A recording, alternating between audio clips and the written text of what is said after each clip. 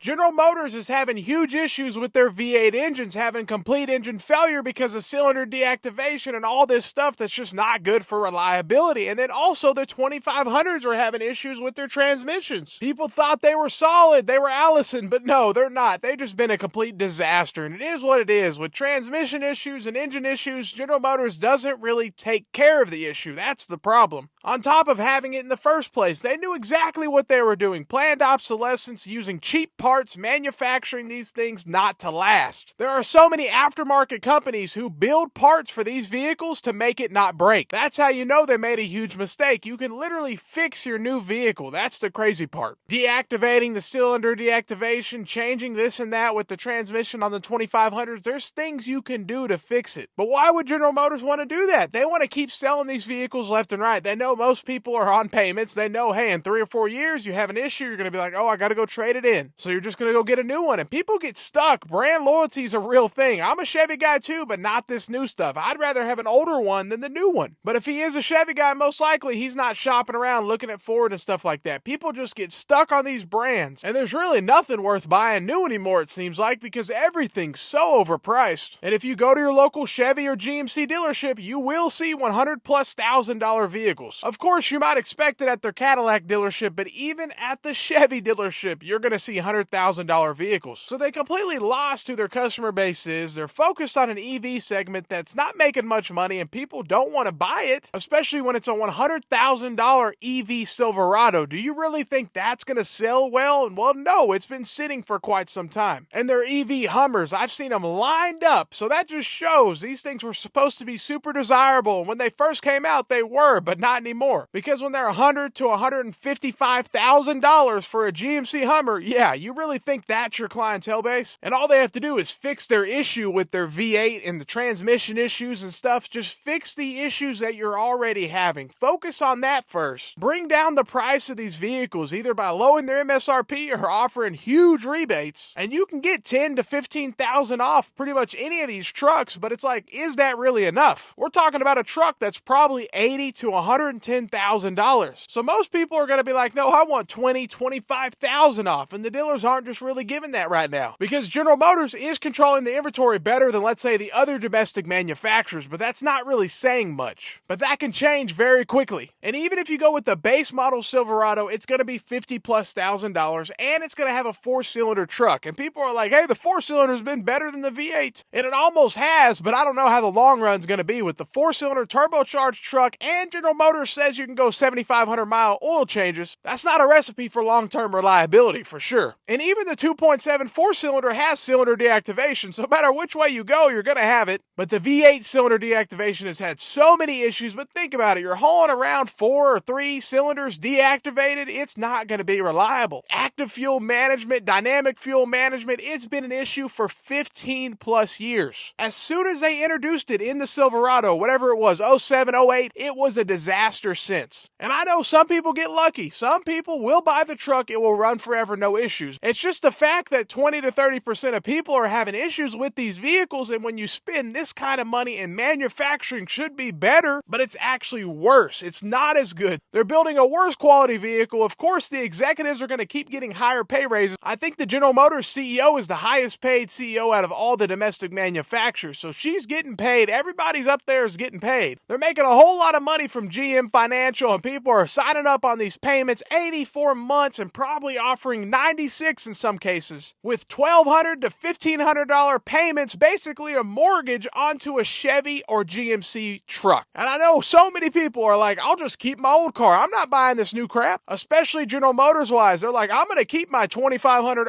05 diesel. You look at those Chevy Silverados that are 2500s, literally a 20-year-old truck, and people will be asking $20,000 to $30,000 all day long for those things because they know what they're worth. And the new ones are breaking down left and right with all sorts of transmission issues. So it's just crazy what's going on in the automotive industry. But General Motors is a company that cut costs anywhere they can, and they increase the price as much as they can, and they're selling these things to a lot of people on payments because that's the only way most people are actually able to quote-unquote afford these vehicles, is doing 84 months with General Motors Financial and all these crazy payments. That's the only way they can sell these things, and giving $15,000 off. But is that really enough? In my opinion, it's not. We need more money off, and you can fight for a dealer. There's so much inventory inventory at every Chevy GMC dealership across the nation. Go out of state if you have to get a better deal. Do not just go to your local dealership and let them take advantage of you. Let me know what you think. Have a great day and stay blessed.